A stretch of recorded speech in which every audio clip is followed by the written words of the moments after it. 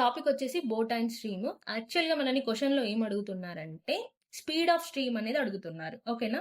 ఇప్పుడు నేను మీకొక చిన్న ఫిగర్‌తో ఎక్స్‌ప్లెయిన్ చేస్తాను. మీకొక క్లారిటీ ఉండడానికి. ఇక్కడ నేను ఒక చిన్న డయాగ్రామ్ డ్రా చేశాను గదా! ఇది బోట్, ఇది వాటర్ ఫ్లో.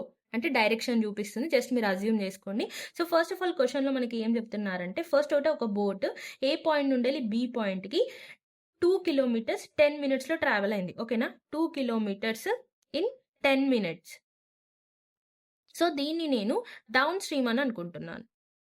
ఓకేనా? వాటర్ ఫ్లో బోట్ అనేది సేమ్ డైరెక్షన్‌లో వెళ్తే మనం దీన్ని డౌన్ స్ట్రీమ్ అని అనుకుంటాం. ఇప్పుడు నెక్స్ట్ ఏమైంది? మళ్ళీ రిటర్న్ వచ్చిందంట. బి పాయింట్ నుండెళ్ళి ఏ పాయింట్‌కొచ్చింది. అది ఎంత టైం పట్టిందంటే 2 కిలోమీటర్స్ ఇన్ 10 అవర్స్. అంటే 12 కిలోమీటర్స్ అట ఇన్ 2 అవర్స్‌లలో వచ్చేసిందట. సో, దీన్ని నేను అంటే ఏంటిది?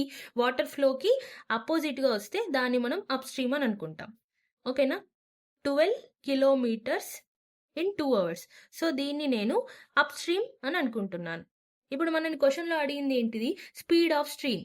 స్పీడ్ ఆఫ్ స్ట్రీమ్ అంటే ఏంటిదంటే ఫార్ములా వచ్చేసి D-U/2 ఇది మన ఫార్ములా. ఈ ఫార్ములా అనేది ఎలా వచ్చిందంటే, ఫస్ట్ డౌన్ స్ట్రీమ్‌లో ఏమవుతుందంటే, స్పీడ్ ఆఫ్ స్ట్రీమ్ అనేది ఇంక్రీజ్ అవుతుంది. సో, వాటర్‌ని ముందుకు పుష్ చేసేసరికి తొందరగా బోట్ అనేది వెళ్ళిపోతుంది.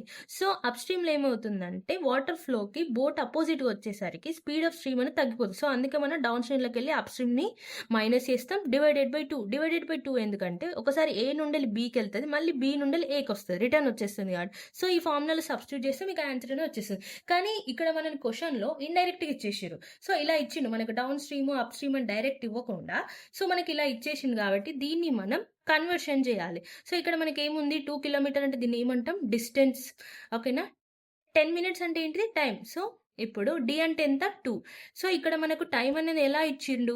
ఇక్కడేమో 10 మినిట్స్ ఇచ్చిండు. ఇక్కడేమో 2 అవర్స్ ఇచ్చిండు. సో, మనం ఇప్పుడు ఏం చేయాలంటే ఈ మినిట్స్‌ని నేను అవర్స్‌కి కన్వర్ట్ చేయాలి. మినిట్స్‌ని అవర్స్‌కి కన్వర్ట్ చేయాలంటే 10/60. 10/60 అంటే 1/6 వస్తుంది. ఈ 2ని నేను 1/6 తోని డివైడ్ చేస్తున్నా. సో, ఇది ఎంత వస్తుంది? 12 కిలోమీటర్ పర్ అవర్ వస్తుంది. ఇప్పుడు నెక్స్ట్ ఇంకొకటి స్పీడ్ కనుక్కోవాలి. ఇక్కడ ఎంత ఉంది? Distance, time 12/2. ఓకేనా? 12/2 అంటే ఎంత? 6 కిలోమీటర్ పర్ అవర్. ఇప్పుడు వచ్చిన ఈ 12ని, ఈ 6ని ఇందులో సబ్స్టిట్యూట్ చేయండి. అంతే.